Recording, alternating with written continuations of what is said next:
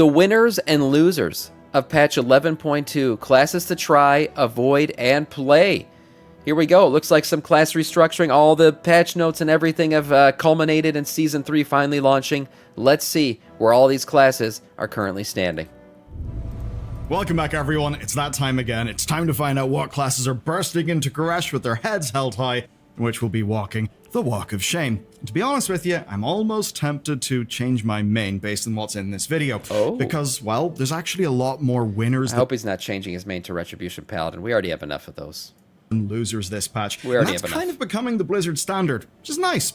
Unfortunately, though, loads of specs are coming in completely untouched or with changes so minor it's not worth mentioning. So if I don't mention your class today, honestly, it's probably because bigger things are coming in midnight. But if your class is here, Okay. good news. Well, it's probably good news.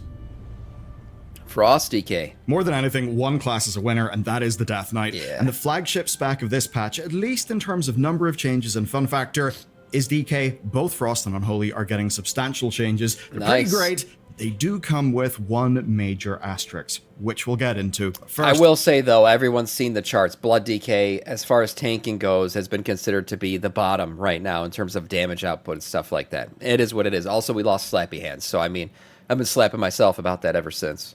Frost. Frost DK kind of got rebuilt from the ground up. So first, they streamlined everything, really. Remorseless Winter is merged with Pillar of Frost. Death and Decay is out of your DPS rotation, and Empower Rune Weapon has become an Nice. on-demand resource boost instead of a major cooldown. So that's basically 3 buttons simplified already. Here is the centerpiece, and it's been a long time coming, Breath of Sindragosa. Now, this used to drain all of your runic power, and the gameplay involved extending it as long as was humanly possible. I used to like Some this. people really liked that. Yeah, I played Frost DK all throughout Legion, and I loved, or not all throughout Legion, but through a decent amount of Legion, and then into BFAs where I really picked up playing it a lot. But Breath of Sindragosa was always so much fun to me. Like the whole battle of keeping it up. If you don't know, you just got to keep that thing going, and you do it by keep hitting shit. Keep hitting shit and keeping it alive. And that's like the simplification of it. But it was always fun to do. And the longer you keep that window open, obviously, the more damage you were going to do. It tickled their tism. I was sometimes like that, Tickled but their many tism. people did hate it. Now, the way it works is it extends through your procs, right? So your rhymes and your killing machines will extend it, which basically means same fantasy, half the headache, and a 90-second Oh, that's a cooldown good improvement, that will let it actually. sync up with every second Pillar of Frost. And overall, I'd say that's great. It's more understandable than the old version, but it's that without removing the skill ceiling, because maximizing those procs still does Sounds take work. foolish.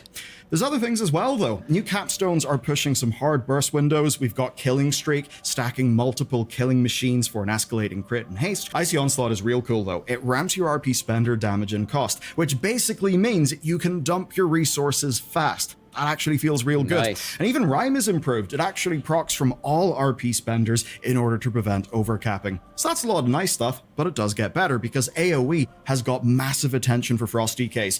Glacial Advance Man, is Frost now got a lot of baseline, love. and What that the does hell? mean that your single target builds aren't completely helpless in AoE. Then Frost Scythe has become a true Ooh, Golden, thank you for the gifted sub, Doughboy. Death Knight of our Scourge, thank you for that gifted. AoE obliterate with Thank you, all thank of you. the talent hooks that you would expect. Howling Blast has gained multiple talent hooks, meaning it can kind of hit like a beast now.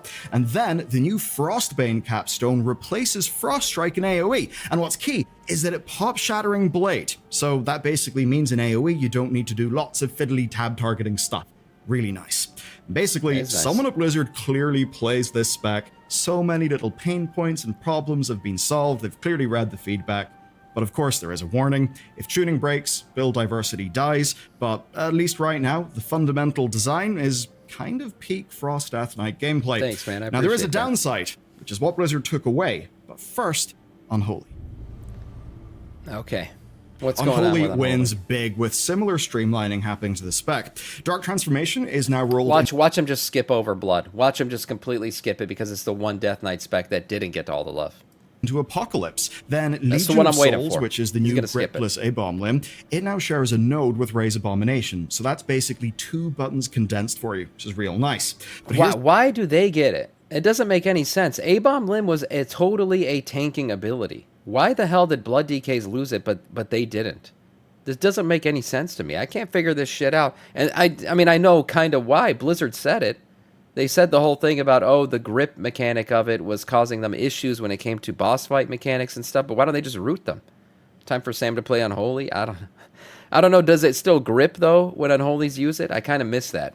If it doesn't, I mean, I understand that then. But it looks like, here, I'll summon a legion of, clawing souls, festers, 12 seconds on all nearby enemies. Deals. So it doesn't look like it grips them anymore. It just applies a dot. So that's what it is. It's a dot applier now. But, I mean, still would have been nice to have it as a tank. Basically two. It never did. What do you mean? Yeah, it did. No, Slappy Hands used to grip all the enemies into you. And you didn't need to be a blood DK to use it. All the DK specs had it. No, it always gripped. Buttons condensed for you, which is real nice. But here's the standout, and it really is cool. It's called Desecrate. For Unholy, it did like it? This. I've seen Frost DKs do it. I didn't know Unholy didn't grip. Oh, shit. Okay. Interesting. I haven't played Unholy, so I didn't know that. Drop your Death and Decay. When you do, its button will change to Desecrate. Then when you that's press why they that got button, to keep it your then. Death and Decay will explode, right? It explodes for massive AoE burst. Now you still get your full duration buffs, and it's also smart. Unwounded enemies will get wounds, sense. but wounded enemies will have their wounds popped. And of course, you will get a screen full of numbers. Okay, AoE improvements then, they really do stack up. I'll just kind of summarize them. There's an updated all-will-serve choice node for disease versus minion builds, and festering scythe procs for wound stacking. Those are welcome changes. And they've also addressed stat scaling. This will be quite nice. Festering wounds now benefit from crit through Scourge Strike. And there's also a new pet crit talent. And if all goes to plan, which is a bit of an if, that should at least make more gear be useful because it makes that stat more useful.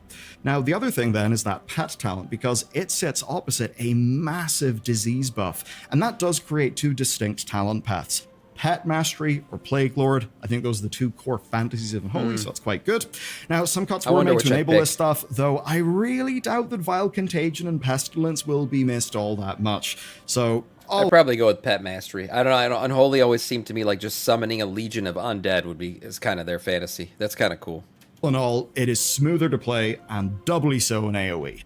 But I did say there was a loss, and this loss will be felt by both of these specs.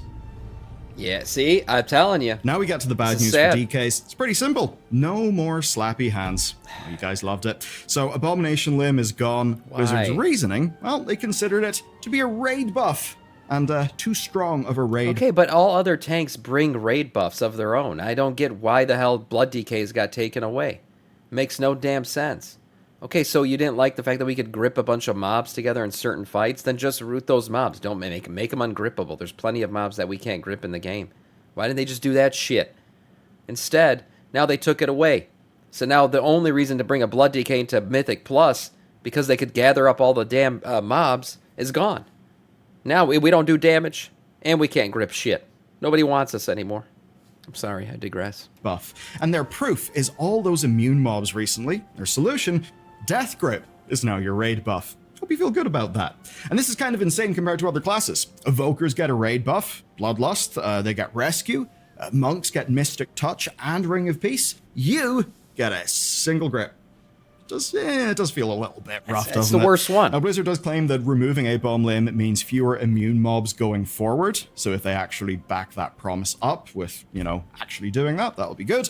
But raid testing does kind of say otherwise, because Manaforge Omega has got basically zero grippable targets. So that promise does kind of feel hollow. Midnight, of course, could be different, but in the meantime... How ridiculous. They said they'd make more mobs grippable. Well, I guess 0 times 0 is still 0, so there you go. You have lost incredible utility for your delves, your dungeons, your general gameplay. The only way you'll get raid priority now is if your damage is broken. So, yes, fantastic reworks for core design and fun factor. I don't know. Utility was kind of gutted. That is a shame. Hunters are WoW's third most played class, and I think marksmanship is either a favorite of Blizzard or one that they've just struggled to get right, because one full rework was not enough. They're actually back for more, and they just keep honing this. And thankfully, they keep making it better. So here are the highlights. Your tier set bonus has become a permanent talent. Precise Shots now drops the global cooldown of Arcane and Multi-Shot, and that just makes your gameplay so much snappier. I'd certainly say that was one of my number one just things that I didn't like with the pacing of this spec. So that is an amazing change. Also, True Shot is getting reliable cooldown reduction instead of just pure RNG. And your Eagle That's always fetches good. loot, which is awesome. What? And you can also ignore all of your AoE talents if you want Wait, to. the eagle could get loot for you? Damage bonus. Additionally, your eagle learns how to fetch. What the hell? That's so cool. What a cool little fantasy there. I love when they had shit like this in the game. That's great.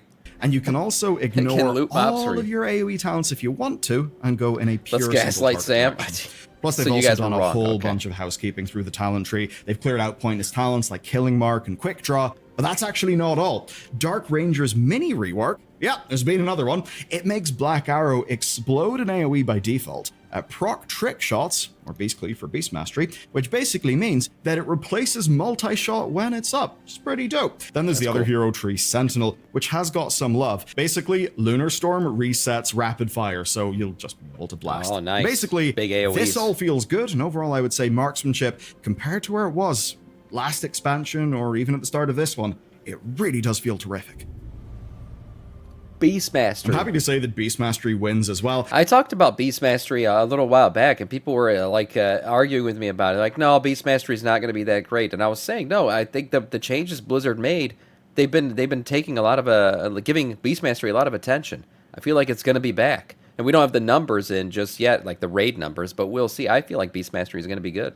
And it's mostly through smart tweaks that add up. I'll certainly say, though, that the fantasy of this spec is really getting stronger, and the bleed build finally matches its fantasy. That's because Dire Beast is now passive, and that means that bleed damage can summon in wild beasts to attack. Now, these beasts will obey Kill Command and Bestial Wrath, which basically means you're summoning in a horde of beasts. Moving on to the changes. Bestiality Wrath. He's saying it incorrectly, but yeah. As though Bloodshed got more bursty and procs Dire Beast more reliably. All told, 3 buttons disappear here. Dire Beast, which is passive, Barrage, which is removed, and Explosive Shot, which is now optional. And I'm actually fine seeing those things go, because it seems to mean that Beast Mastery is focusing more on beasts. I fundamentally like that. I definitely prefer it over, say, Barrage, which It's the always class felt fantasy. like it slotted into the rotation a bit awkwardly. There's also a huge change then for Theory Crafters, and that is that Mastery now scales your damage, not just the damage of your pet. And this means that cool. Black Arrow and, your other shots will hit properly hard. And the result is that Beast Mastery is elegant. Bloat has been simplified, but choice in damage profile and execution of the details does mean It's also a really good single button rotation class. I'm just saying.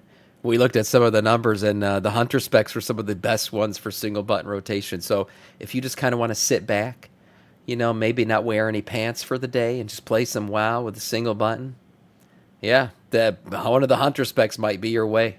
there's room for skill expression here. So overall, yeah, good job, Blizzard.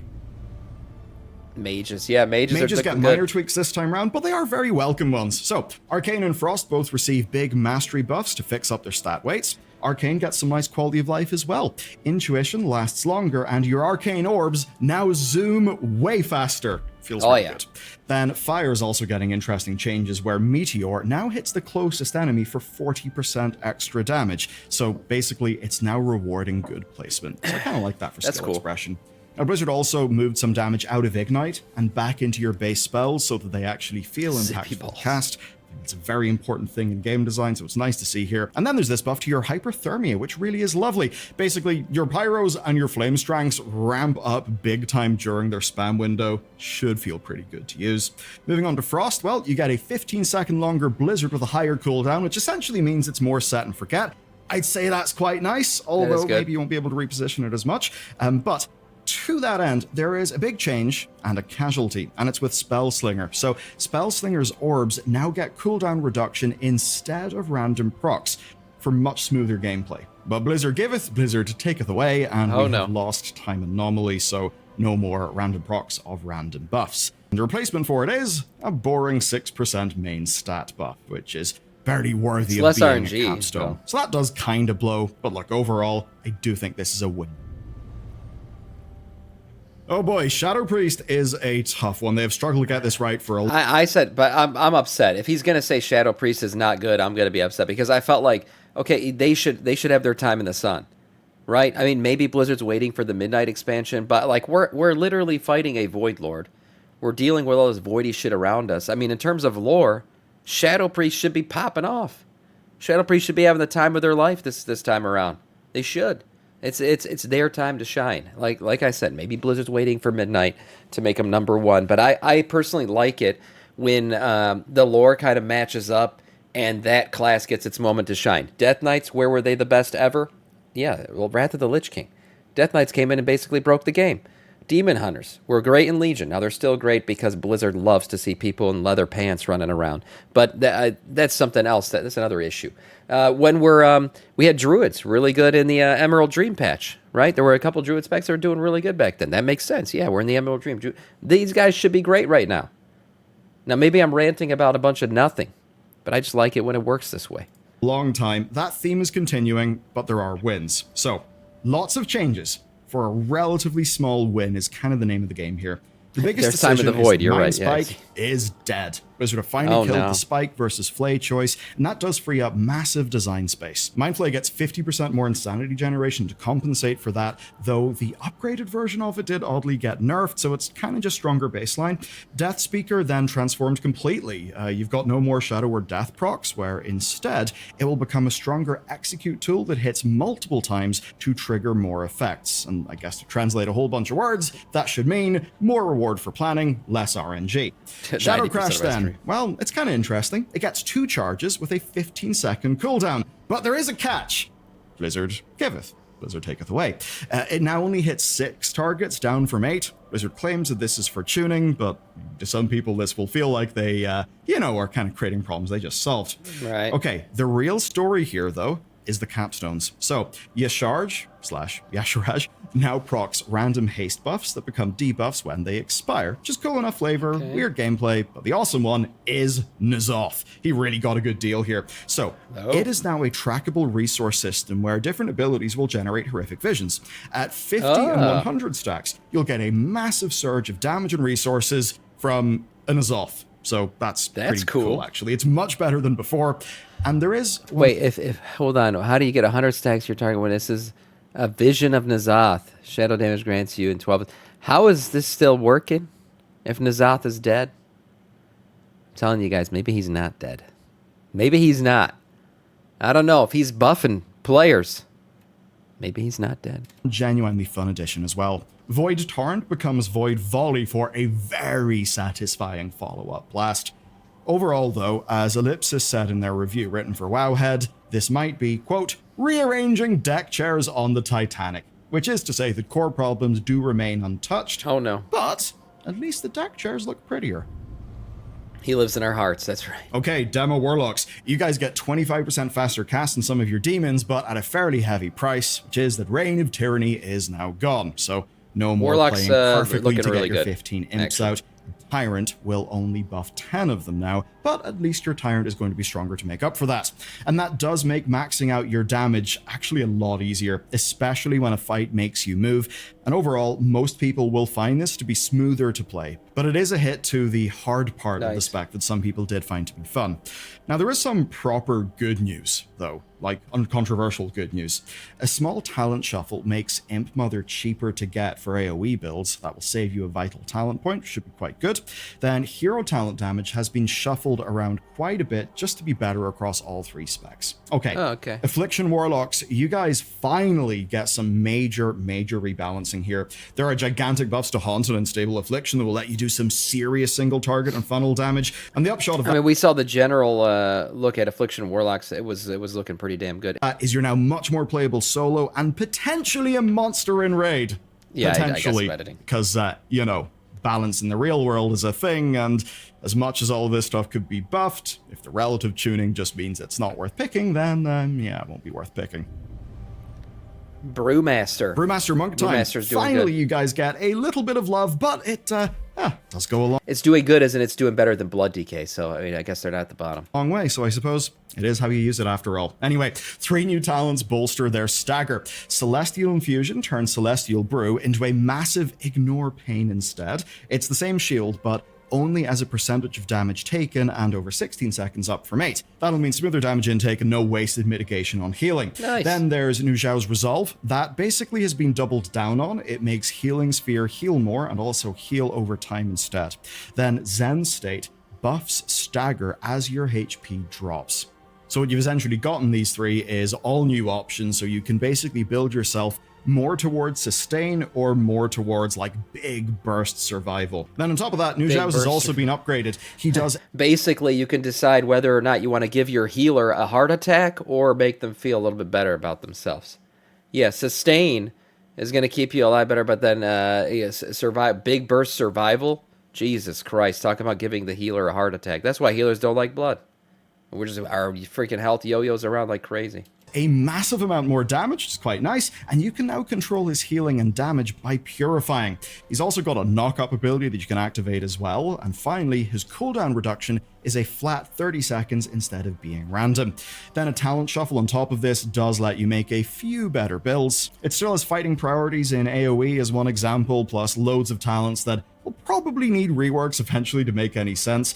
But thankfully, those are small enough problems, and the good news is Brewmaster is now more versatile, more playable, and you can build it in, I think, slightly better directions. Well, by now, I hope you know how this works. I've just talked about all the major winners, though there are a few minor ones. Specs like Holy Paladin, Rat, and Mistweaver get minor, but welcome little touch-ups.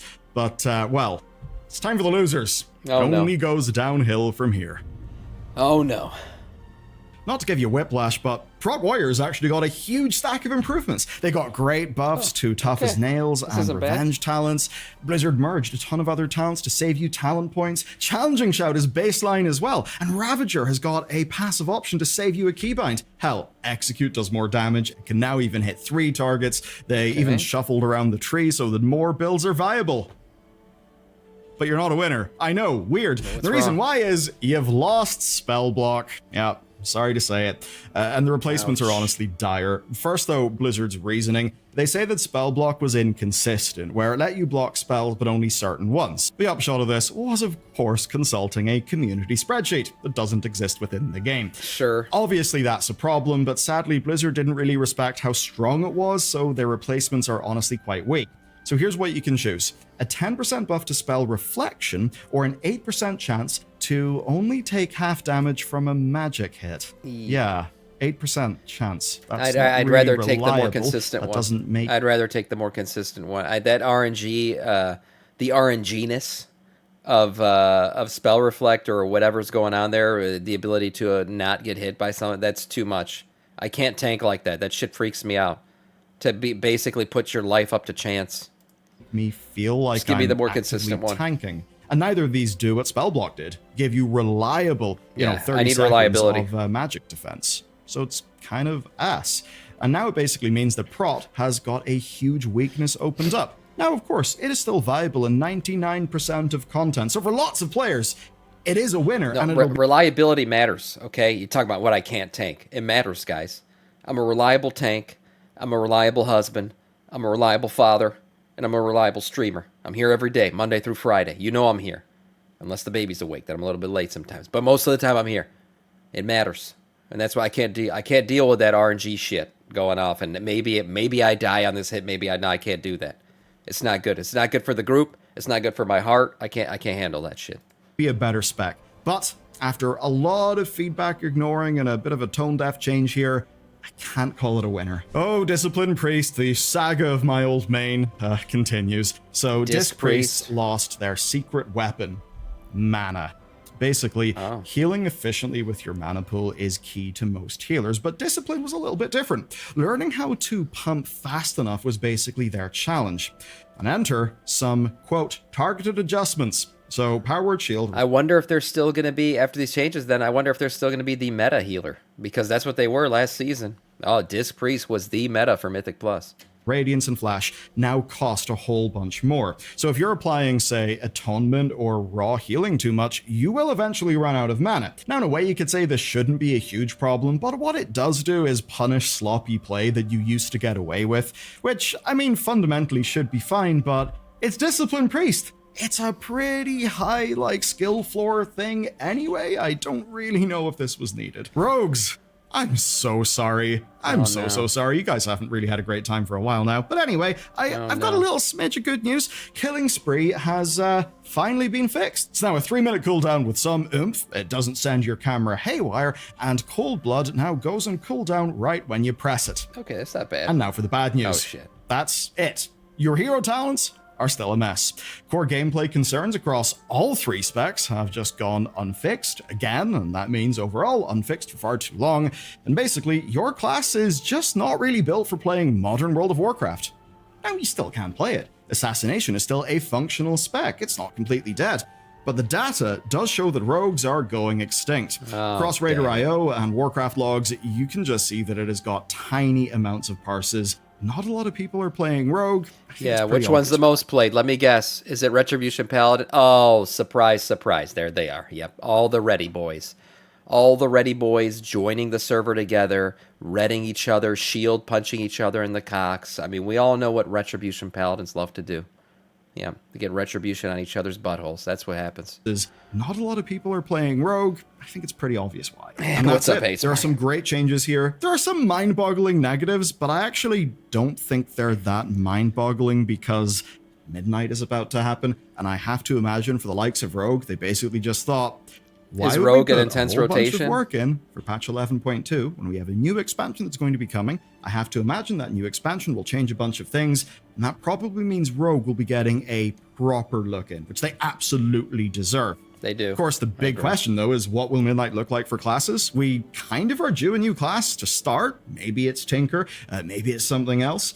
Hero talents, maybe they'll be expanded. I don't think it is Void spec Demon Hunters. I actually don't. Blizzard's comments towards it have been like, yeah, you know, they did it, but they're not looking. I don't think it is.